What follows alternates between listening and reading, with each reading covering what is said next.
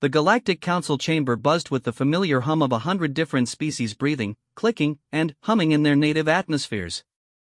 Ambassador Zethkri of the Vorthak hegemony stood at the central podium, his forearms gesturing dramatically as holographic displays flickered around him, showing images of a blue-green world that had once been called Earth. Honored delegates, Zethkri's translator crackled through the universal communication system. We gather today to discuss the final cataloging of the extinct species known as humans. After 3 standard cycles of research, our xenobiologists have concluded their study of this primitive civilization. A ripple of polite interest moved through the assembled representatives. The extinction of lesser species was commonplace in the galaxy. Civilizations rose and fell like waves on cosmic shores. What made humans noteworthy was not their extinction, but the bizarre mythology they had left behind.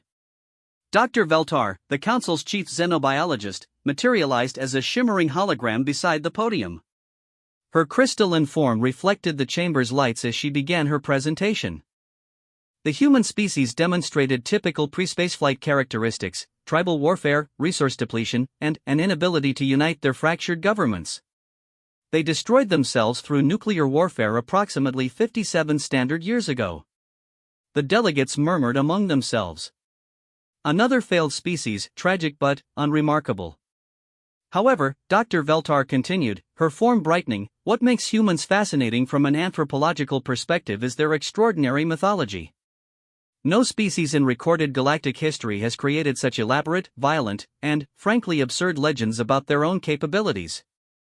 The holographic displays shifted, showing ancient human artwork, sculptures, and digital media.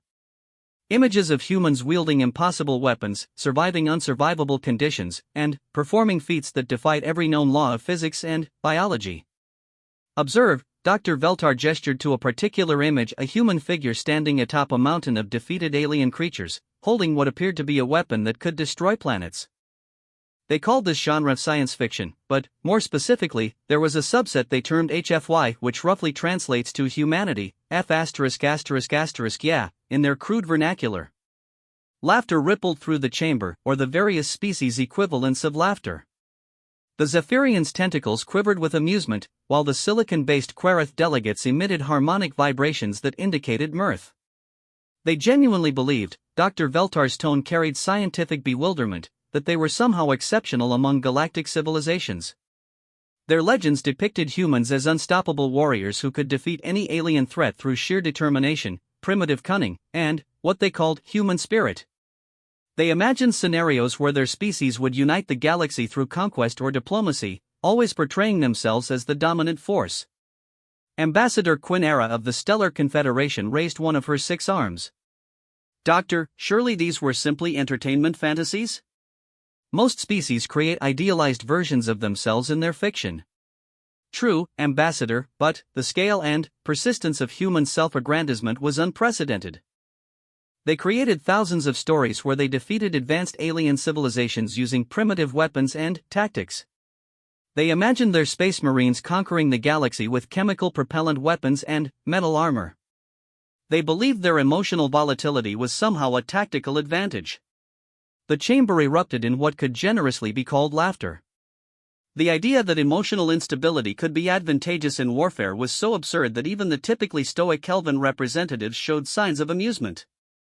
Perhaps most amusing, Dr. Veltar continued, they believed that aliens would fear human unpredictability and death world origins. Earth, as we know, is a Class M garden world, pleasant, temperate, and quite hospitable.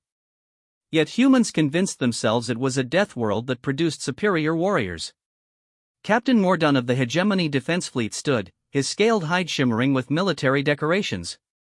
Doctor, I've reviewed the human military records. Their largest conflicts involved perhaps 100 million individuals across their entire planet. The Third Battle of Kepler Station alone involved more combatants than their entire species' total military history. How did they imagine they could challenge galactic civilizations? Delusion, Captain, Dr. Veltar replied simply. They compensated for their obvious limitations through increasingly elaborate fantasies. In their stories, a single human ship could defeat entire alien fleets. They imagined their crude nuclear weapons could destroy advanced alien technology. They believed that aliens would be confused by human tactics like ramming speed and boarding actions, as if galactic civilizations hadn't encountered similar strategies millennia ago.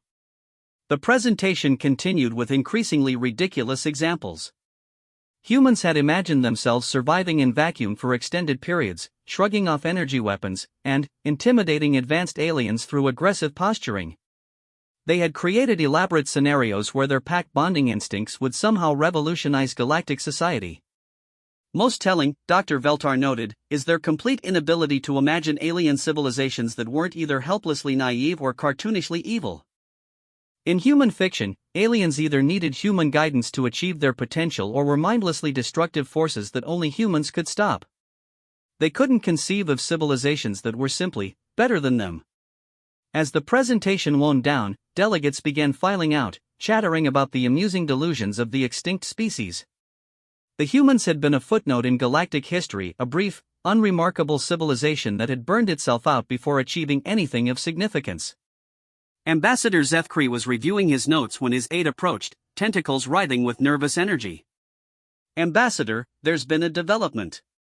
The salvage teams working in the Outer Rim have found something." "What kind of something?" "A human survivor, sir. Alive." The chamber had nearly emptied, but those words froze everyone still present. "A living human? Impossible." The Earth had been monitored since its nuclear winter began. No ships had escaped. No colonies had been established. The humans had died on their homeworld, victims of their own primitive aggression. "Bring them here," Zethkri commanded. Immediately. Within hours, a figure was escorted into the chamber under heavy guard. The being was small by galactic standards, barely 2 meters tall, with pale skin and strange bilateral symmetry. Its clothing was a patchwork of salvaged materials, and one of its arms ended in a crude cybernetic replacement. But its eyes held something the delegates had never seen in their xenobiological studies. Those eyes had seen things. Dr. Veltar materialized again, her crystalline form pulsing with scientific excitement. "Subject, state your designation." The human looked up at the assembled aliens with those strange, predatory binocular eyes and spoke in a voice that had been scraped raw by years of breathing recycled air and cosmic dust. "Marcus Chen. Sergeant, 3rd Expeditionary Force, Seoul Defense Coalition." "Impossible," Dr. Veltar stated flatly. "Our records show no evidence of human space travel beyond primitive orbital installations." Marcus Chen smiled, and something about that expression made several delegates unconsciously step back. It wasn't a pleasant smile, it was the smile of someone who had seen civilizations rise and fall, who had walked among the ruins of worlds, who had learned terrible truths about the universe. "Your records are incomplete," he said simply. Dr. Veltar's form flickered with irritation. "Human, your species never achieved faster than light travel. Your most advanced spacecraft used chemical propulsion. You were centuries away from joining galactic civilization. That's what we wanted you to think." The chamber fell silent. Even the various atmospheric processors seemed to quiet, as if the station itself was holding its breath. Ambassador Zethkri leaned forward. "Explain." Marcus Chen's eyes swept the assembled delegates, representatives of dozens of civilizations, beings who had mastered space travel when humans were still discovering fire, creatures who had built empires spanning thousands of worlds. "You studied our myths," he said quietly. "You read our stories. You laughed at our legends." He paused, his augmented hand flexing unconsciously. "But you never asked yourselves a simple question." "What question?" Dr. Veltar demanded. Marcus Chen's smile widened, and, this time, there was nothing human about it at all. Why would a species that couldn't even leave their own solar system create such detailed, consistent, and tactically sophisticated stories about fighting galactic wars? The silence that followed was absolute. "Every culture tells stories," Chen continued conversationally. "Fairy tales. Myths. Legends. But our stories weren't myths, were they? They were field reports. Training manuals. Tactical assessments." He gestured at the holographic displays still showing human artwork and fiction. "You found our propaganda.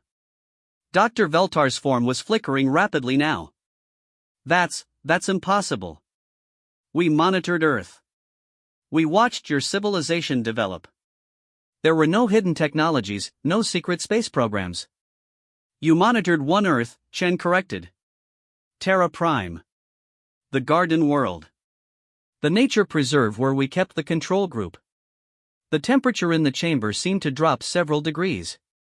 Control group? Ambassador Quinera whispered.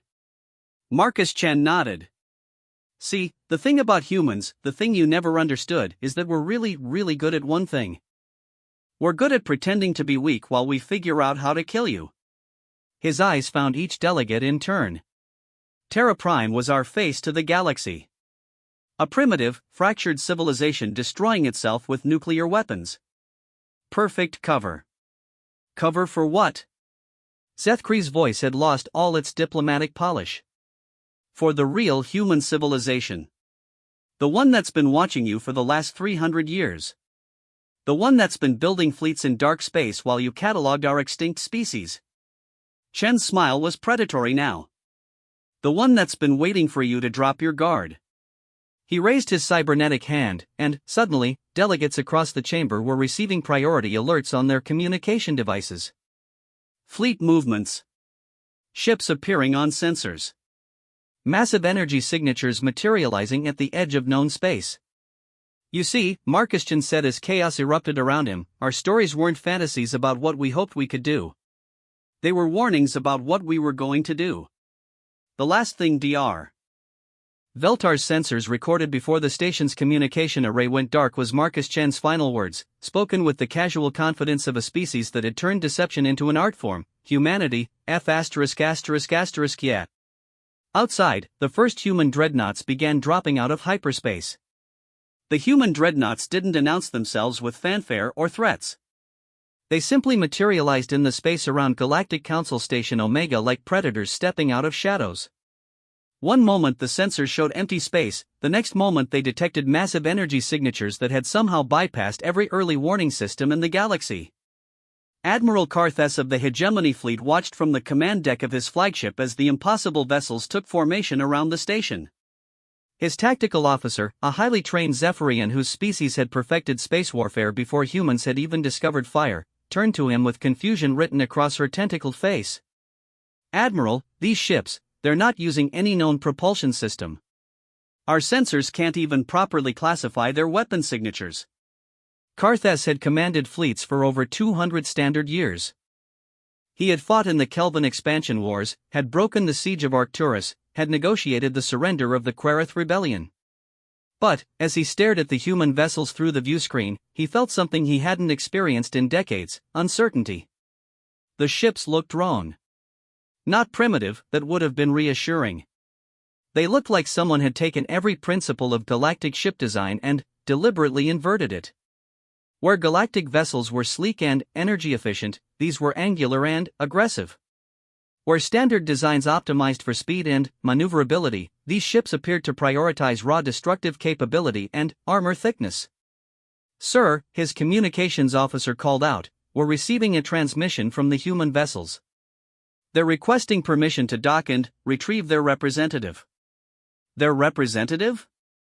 Karthess turned to his aide. The prisoner? The survivor?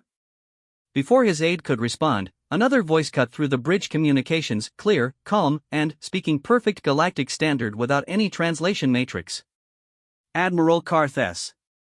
This is Admiral Sarah Harrison of the 3rd Human Expeditionary Fleet. We're here to collect Sergeant Chen and conclude our observation mission. The bridge fell silent. Admiral Harrison's pronunciation was flawless, not just accurate, but carrying the subtle linguistic markers that indicated centuries of cultural familiarity. This wasn't someone who had just learned galactic standard. This was someone who had been speaking it longer than most of Karthess's crew had been alive. Observation mission? Karthess found his voice. Affirmative, Admiral. Sergeant Chen has been monitoring galactic response protocols for the past 15 years. His mission parameters have been completed. On the command deck of the Hegemony flagship, tactical displays began updating as the human fleet's true scope became apparent. What had initially registered as 12 vessels now showed as 48. Then, 96. The human ships were somehow masking their signatures until they chose to reveal themselves. "Admiral," his tactical officer whispered, "these aren't just ships. They're moving installations. Each one has the mass and energy output of a battle station." Through the communications link, Admiral Harrison's voice carried a note of what almost sounded like sympathy. "We know this is overwhelming, Admiral. Your species, all galactic species, have become accustomed to a certain way of warfare. Energy shields, particle beams, elegant solutions to tactical problems. We developed differently." As if responding to her words, the human dreadnoughts began revealing their weapons systems. Massive magnetic accelerators that could hurl projectiles at significant fractions of light speed. Missile arrays that deployed thousands of independently guided warheads. Beam weapons that seemed to ignore conventional shielding technologies entirely. "Your defensive systems," Admiral Harrison continued conversationally, "are designed to stop energy weapons and deflect conventional projectiles. They're very elegant. Very efficient. Completely useless against kinetic weapons traveling at relativistic speeds." Down in the council chamber, Marcus Chen was watching the growing panic among the delegates with professional interest. Dr. Veltar's crystalline form was flickering erratically as she tried to process what she was seeing on her instruments. "This is impossible," she kept repeating. "The energy requirements for faster-than-light travel alone should have been beyond your species' capability. Our models clearly showed." "Your models," Chen interrupted, "were based on observation of a single colony world. Terra Prime was never our homeworld. It was our decoy." Ambassador Zethkri, his forearms trembling with rage or fear, pointed an accusing digit at the human. "You deceived the entire Galactic Council. This violates every treaty, every law of civilized contact." Chen's expression didn't change. "What treaties? What laws? You never made contact with us. You watched us from a distance for 50 years, catalogued us as a primitive species, and filed us away. When Terra Prime went dark, you wrote us off as extinct and moved on. At no point did the Galactic Council attempt diplomatic contact." The truth of this hit the assembled delegates like a physical blow. They had observed humanity, studied them, and ultimately dismissed them without ever attempting first contact. It was standard protocol for pre-spaceflight civilizations, but it also meant that humanity had never been bound by galactic law. "Where are they?" Dr. Veltar's voice was barely above a whisper. "Where are the real human worlds?" Chen smiled that predatory smile again. "Everywhere. Humans don't cluster around star systems like other species. We spread out. We hide. We adapt." He gestured vaguely toward the viewport where the human fleet was visible. "There are human settlements in the galactic core, in dark space between stars, in orbit around neutron stars, inside asteroid fields that other species dismiss as worthless. We've been your neighbors for 3 centuries, and you never noticed." The implications were staggering. If humans had achieved interstellar travel 300 years ago, they had been spacefaring longer than some current council member species. They had been present, watching, learning, while galactic civilizations conducted business completely unaware of their existence. Captain Mordun, the military representative, stepped forward. "What do you want? Why reveal yourselves now?" "Because," Chen said simply, "the observation phase is complete. We've learned everything we need to know about galactic civilization. Your strengths, your weaknesses, your response patterns, your military capabilities, your political structures." He paused. "And, frankly, we're not impressed." Dr. Veltar's form was now cycling through rapid color changes, a sign of extreme distress. "You've been studying us? For centuries?" "Of course. That's what intelligent species do when they encounter potential threats or allies. They gather intelligence." Chen looked around the chamber with something approaching disappointment. "Did you really think a species could develop faster than light travel and immediately trust the galaxy to be peaceful? Every human child learns about the dangers of first contact. We study new civilizations for centuries before deciding how to approach them. Admiral Harrison's voice cut through the chamber's communication system. Speaking of which, Sergeant, we need to discuss your findings.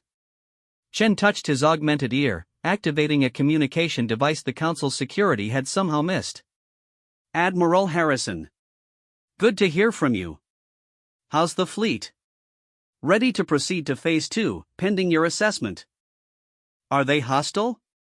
Chen looked around the chamber at the assembled delegates, beings who had spent the last several hours laughing at humanity's supposed delusions, who had dismissed an entire species as extinct without verification, who had never attempted peaceful contact despite having the capability to do so for centuries.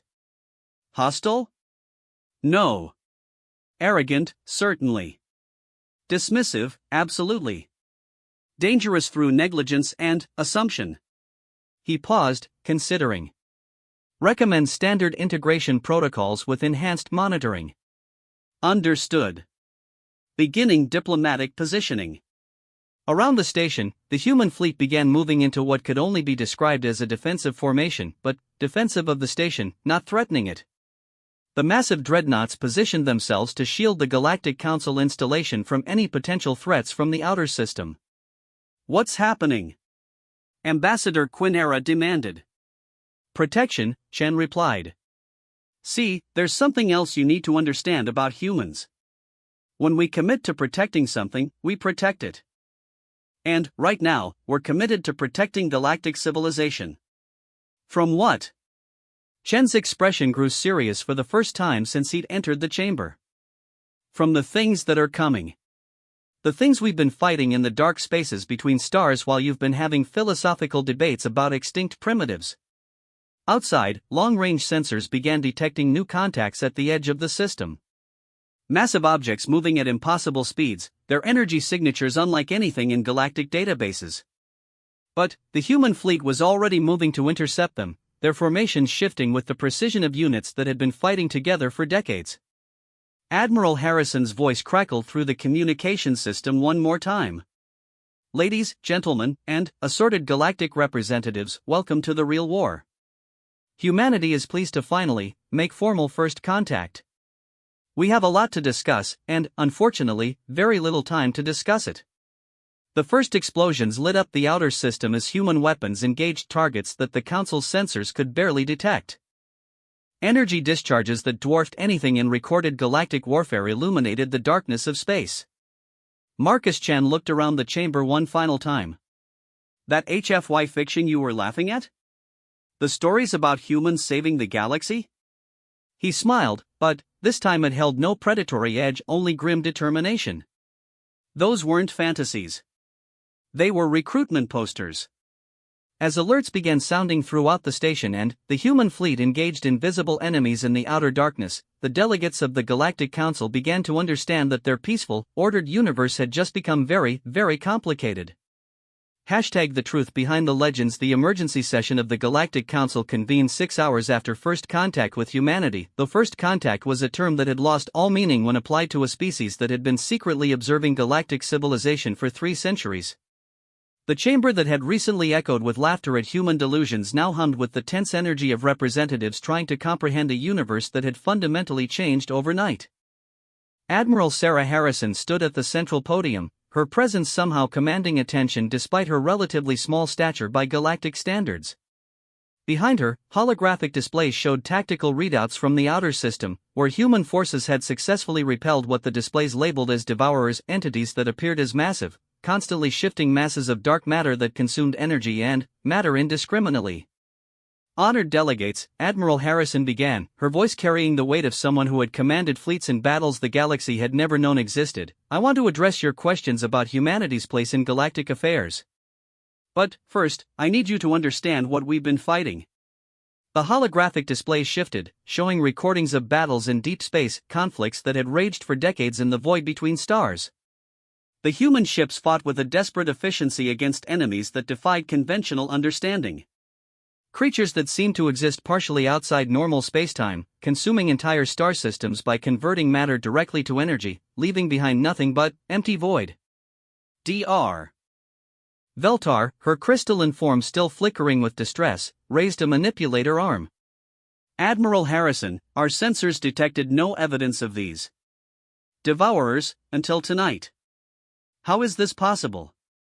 Because they don't exist in normal space until they're ready to feed, Harrison replied grimly. They phase in from what we call the deep dark, a parallel dimensional space that overlaps with our universe. They've been probing galactic civilization for millennia, but they've been cautious. Methodical. They test defenses, study responses, wait for the perfect moment to begin large-scale consumption. Captain Mordaunt leaned forward, his military decorations catching the chamber's light. And you've been fighting them alone? For how long? 347 years, ship time, Harrison answered without hesitation. Our first contact with the Devourers came during humanity's initial expansion into interstellar space. The colony ship New Horizons was consumed while establishing our first settlement beyond Sol. 50,000 colonists, gone in minutes. She gestured, and the display showed records from that first encounter, grainy sensor readings and fragmentary communications that painted a picture of absolute horror. The human colony ships had been primitive by current standards, but the destruction visited upon them was complete and thorough. That encounter taught us two critical lessons, Harrison continued. First, that the universe contained threats far beyond anything we had imagined. Second, that we were completely unprepared to face them. Marcus Chen, still standing under guard but now clearly more of a briefing officer than a prisoner, added his voice to the explanation. So humanity went dark. We pulled back from open expansion, established hidden bases in dead systems, and began the longest military research and development program in known history. Ambassador Zethkri struggled to process what he was hearing. You've been preparing for this war for over 3 centuries? Not preparing, Harrison corrected. Fighting. The Devourers have been testing your space for the last 50 years, probing defenses, analyzing response patterns.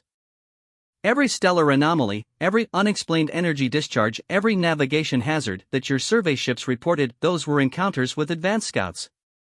The implications struck the assembled delegates like physical blows. For 50 years, their civilization had been under covert assault by entities that existed outside their understanding of physics, and they had been completely unaware. Your naval forces, Chen said, his tone almost apologetic, are designed for warfare against other galactic civilizations. Energy shields, particle weapons, elegant tactical doctrines.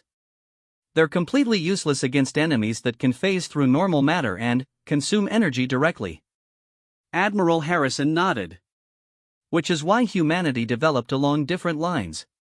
Our weapons are designed to affect matter at the quantum level. Our ships can function in environments that would destroy conventional vessels. Our tactics assume enemies that don't follow normal physical laws. She gestured again, and the display showed human weapons in action against the Devourers. Massive kinetic projectiles that somehow affected beings made of dark matter. Energy fields that created localized distortions in spacetime. Boarding actions conducted by human marines wearing suits that allowed them to phase partially out of normal reality. Dr. Veltar's form had stabilized somewhat, her scientific curiosity overriding her distress. How did you develop such technologies? The energy requirements alone should have been prohibitive. Necessity, Harrison replied simply. When your species faces extinction, you find ways to do impossible things. Human science advanced along paths that other species never explored because other species never faced enemies that required such solutions. The tactical displays showed the scope of humanity's hidden war. Battles fought in the void between galaxies, defensive actions around star systems the galaxy had never heard of, holding actions in dimensional spaces that overlapped with normal reality. Humanity had been fighting a war for galactic survival while the galaxy itself remained blissfully unaware. Captain Mordaunt studied the tactical data with professional interest. These formations, these weapon systems, they're unlike anything in our military doctrine. But they're remarkably effective against these Devourers. They should be, Shin said dryly. We've had over 3 centuries to refine our tactics. And we've learned something important. The Devourers aren't just randomly destructive. They're intelligent. They study their prey. They wait for civilizations to become comfortable, complacent, before beginning major consumption events. Ambassador Quinera raised several arms in a gesture of confusion. If these entities are so dangerous, why didn't you warn us? Why observe in secret? Harrison's expression grew somber. Because early in our conflict, we tried exactly that. We made contact with 3 different galactic civilizations, warned them about the Devourers, offered to share our defensive technologies. What happened? 2 of them decided we were the threat and attempted to destroy us. The third tried to negotiate with the Devourers, offering to provide them with targets in exchange for being spared. Harrison's voice carried centuries of bitter experience. We learned that civilizations that haven't faced existential threats tend to make very poor decisions when finally confronted with them. The chamber fell silent as delegates processed this information. The comfortable assumptions of galactic civilization that threats could be negotiated with, that superior technology would always prevail, that rational beings would make rational choices had just been systematically destroyed. So you watched us, Dr. Veltar said slowly. Studied us. Determined whether we could be trusted. Exactly. For 300 years, humanity has been fighting a holding action, keeping the Devourers contained to the outer void while we evaluated galactic civilization's potential. Chen's augmented hand flexed as he spoke. We needed to know, when the real war began, would you be allies, enemies, or victims? Admiral Harrison stepped forward. The answer, based on your response to tonight's encounter, is allies. Your ships may be inadequately equipped for this conflict, but your crews are competent. Your political structure is stable enough to make binding decisions. And, most importantly, you're capable of learning from new information rather than rejecting it. She gestured to the displays, which now showed new contacts approaching from deep space, Devourer forces moving in formation, preparing for what appeared to be a major assault. The observation phase is over because the Devourers have completed their analysis of galactic defenses. The real war begins now. The question is, are you ready to fight it? Captain Mordaunt stood, his military bearing straightening with purpose. What do you need from us? Everything, Harrison replied without hesitation. Every ship, every weapon, every resource you can bring to bear. The Devourers have been gathering for this assault for 50 years. They're coming with force levels designed to consume the entire galaxy in a matter of months. And, if we refuse? Ambassador Zethkri asked, though his tone suggested he already knew the answer. Harrison's smile held no humor. Then, you die, and humanity continues the fight alone.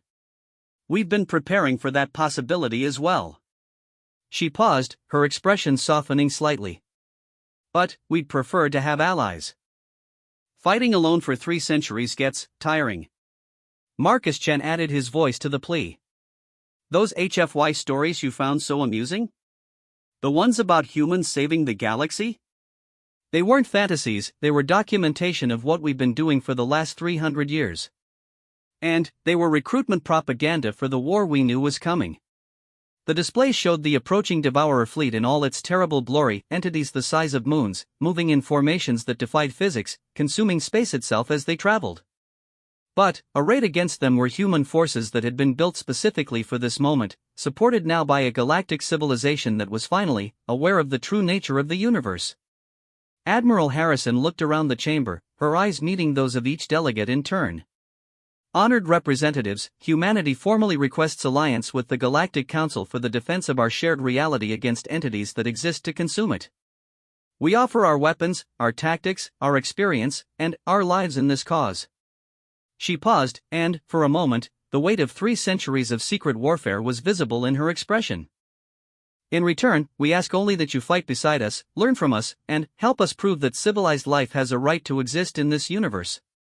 The vote was unanimous. As the Galactic Council's combined fleets began receiving human tactical advisors and weapon upgrades, as defensive positions were established around critical star systems, as 2 very different approaches to warfare began merging into something greater than either could achieve alone, Marcus Chen stood at the viewport watching the preparations. Dr. Veltar materialized beside him, her crystalline form now steady and determined. Sergeant Chen, I have a question about your mythology. What's that, Doc? In your HFY stories, did humanity ever lose? Chen smiled, and, for the first time since entering the chamber, it was a genuinely warm expression. Never. That's the point, document humans don't lose. We just find different ways to win. Outside, the first combined human galactic patrol ships began their journey to the outer rim, carrying crews from a dozen different species united by a single purpose, proving that the universe belonged to those who would fight to defend it. The age of galactic innocence was over. The age of galactic unity had begun. And, in the deep dark between the stars, ancient entities that had never faced organized resistance before were about to learn why humanity had spent 3 centuries preparing for this moment. Humanity, yeah. Indeed.